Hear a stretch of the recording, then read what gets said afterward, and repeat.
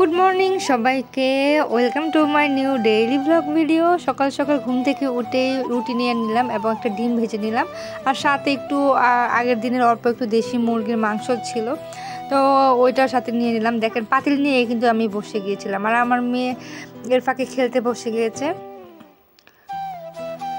আর সাথে আমি একটু দুধ চা বানিয়ে নিচ্ছিলাম। এখানে কিন্তু প্রায় 1 লিটারের মতো দুধ আছে, বুঝছেন।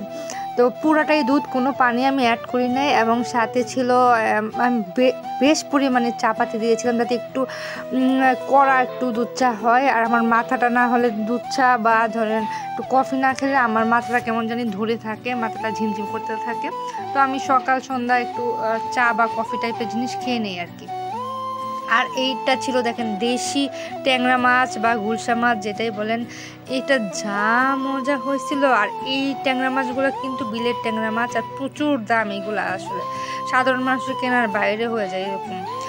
আর আমি একটু মুরগির মাংস কষিয়ে নিচ্ছিলাম আর কি খাওয়ার জন্য, দুপুরে খাওয়ার জন্য।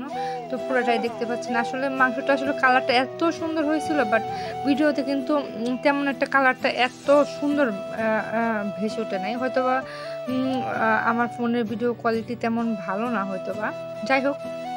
আর এটা দেখেন, আমি রান্নার ফাঁকে একটু আইসক্রিম খেয়ে নিচ্ছিলাম। এই পুরো বক্সটা ভরা কিন্তু আইসক্রিম ছিল, আর এই আইসক্রিমটা এত পরিমাণে মজা ছিল। দেখেন শেষ, আমার হাজব্যান্ড আর আমার মেয়ে মিলে শেষ করে ফেলছে, আর এটুকুই আমার জন্য রেখে দিয়েছিল। তো আমিও এটা রান্নার ফাঁকে ফাঁকে একটু একটু খেয়ে নিচ্ছিলাম। খুবই মজা, আসলে অসাধারণ মজা। যারা যারা শীতের মধ্যে আইসক্রিম খেতে ভালোবাসেন কমেন্ট করে কিন্তু জানিয়ে দেবেন। আর আমার না শীতের মধ্যে আইসক্রিমটা খেতে একটু বেশি ভালো লাগে, আর আমার মেয়ের তো অলওয়েজ আইসক্রিম খেতে ভালো লাগে। আর সাথে একটু পিঠা ছিল, খেয়ে নিলাম। আর ডিনারের জন্য আমি একটা ডিম পোচ করে নিলাম, এবং এটা কিন্তু দেশি মুরগির মাংস, এটা কিন্তু ওই যে এর আগের যে ফার্মের মুরগির মাংসটা ওইটা না, এটার দেশি মুরগি আলাদা ছিল, অল্প সংখ্যক ছিল। তো আমি ওইটা পুরোটাই নিয়ে নিয়েছিলাম আর কি খাবারের জন্য। খুবই মজা হয়েছিল এই মাংসটা, প্রচুর পরিমাণে মজা। আর যেটা ফ্রেশ ফ্রেশ রান্না করছি ওইটা সবাই খাবে, মানে সবাই বলতে আমি, আমার মেয়ে, আমার হাজব্যান্ড, তো ওইটা ছিল তাই আমি নিয়ে নিলাম খাবার জন্য।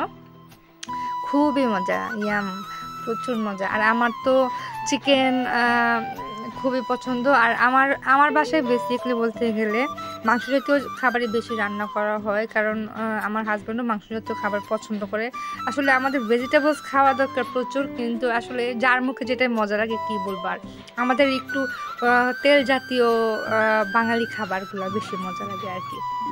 আর আমার আসলে কি জানেন, আমার সব ধরনের খাবারই ভালো লাগে, বাট যদি মজা হয় আর কি, আমি সব ধরনের খাবার খেতে পারি। বাট আমার হাজব্যান্ড কিন্তু সব ধরনের খাবার খেতে পারে না, ও একটু মাংস জাতীয় জিনিস হলে খাবারটা খেতে পারে। তো এই জন্য রেগুলারই মাংস রান্না করা হয়।